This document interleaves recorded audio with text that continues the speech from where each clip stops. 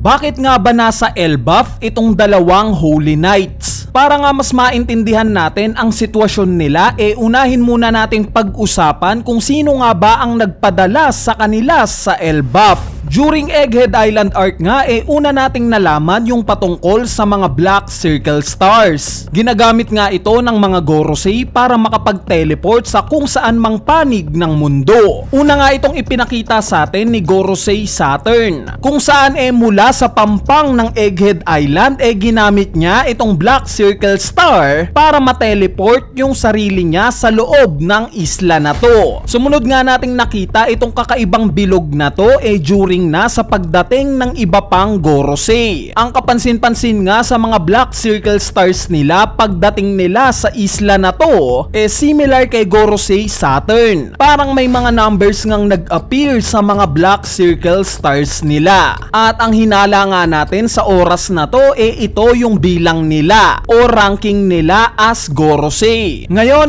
ang ebidensya nga ng hinala natin na to ito namang nakita nating Black Circle Star na nag-appear sa dalawang Holy Knight na dumating sa Elbaf. Wala nga tayong nakitang number sa Black Circle Stars nila. Meaning unlike sa mga Gorosei pwede ngang hindi sila ang aktual na nag-teleport papunta sa Elbaf. Bagkos merong individual na nagpapuntas sa kanila. Kaya naman ang magiging tanong nga dito sino? Sino ang nagpapunta sa kanila sa isla na to? Bali sa tingin ko nga ang sagot sa tanong na to si Im Sama mismo. Bakit? Dahil kung titignan nyo ngang mabuti yung way ng mga Gorosei nung time ng paglapag nila sa Egghead Island, mga nakatayo nga sila at nakatransform na into demon form. Kumbaga para sa akin indikasyon ito na sa tingin nila matataas na nilalang sila, since tantol nga silang lumapag sa isla na to. Ngayon kung babalikan naman natin itong dalawang Holy Knights paglapag nila sa Elbaf, kapansin-pansin nga na mga nakayuko sila. So kung titignan nga natin yung chapter 908 kung saan ipinakita itong si Im Sama na tinitignan yung mga wanted posters ng ilan sa mga main characters sa istorya, may nakita nga tayong babae dito na nag-a-announce na dumating na daw ang mga Gorosei. Kapansin-pansin nga nung oras na to yung pagyuko ng babae na to kay Im Sama, which is alam naman nating lahat na sign of respect ito. Pinatunayan pa nga ito ng mga Gorosei sa sumunod na panel dahil ipinakita ngang lumuhod din sila at yumuko nung time ng pagdating ni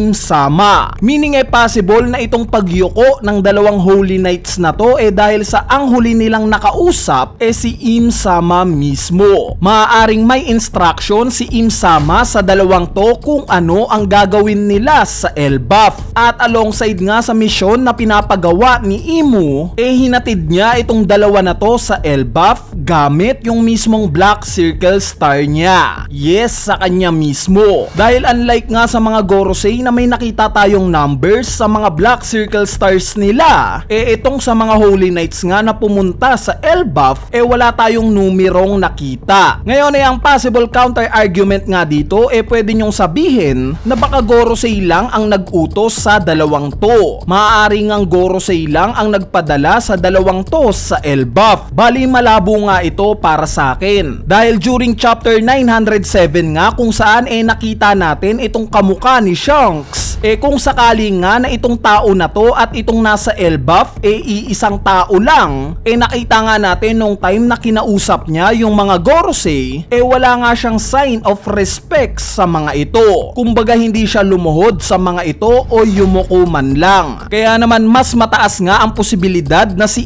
Imu ang nagpadala sa dalawang to sa Elbaf. So ang isang detalye pa nga na napansin ko sa arrival ng dalawang Holy Knights na to sa Elbaf yung pagkakaroon nila ng iisang Black Circle Star. Kung babalikan nga natin yung arrival ng mga Gorosei sa Egghead Island, kapansin-pansin nga na tag-iisa sila ng mga Black Circle Stars. Pero bago nga sila pumunta sa isla na to at nung time na bumalik na sila sa Merijoa, kapansin-pansin naman na isa lang yung Black Circle Star nila. Ibig sabihin ay makukonclude natin na kung papunta ka pa lang o ire-recall ka sa isang lugar gamit itong Black Circle Star, isa lang ang mag-a-appear. At kung lalapag ka na sa lugar na to, separate Black Circle Star naman ang mag-a-appear. Ngayon kung ganito nga ang sitwasyon, ang ibig sabihin lang neto, originally na nasa Elbaf talaga itong dalawang Holy Knight na to. Since isang Black Circle Star nga lang ang nag-appear sa kanilang dalawa. So kung originally nandito naman pala talaga namamalagi sa Elbaf itong mga Holy Knights na to, dito na nga papasok yung tanong kung ano nga ba possibly yung ginagawa nila dito. Bakit sila nasa Elbaf? Kung babalikan nga natin yung recent chapter,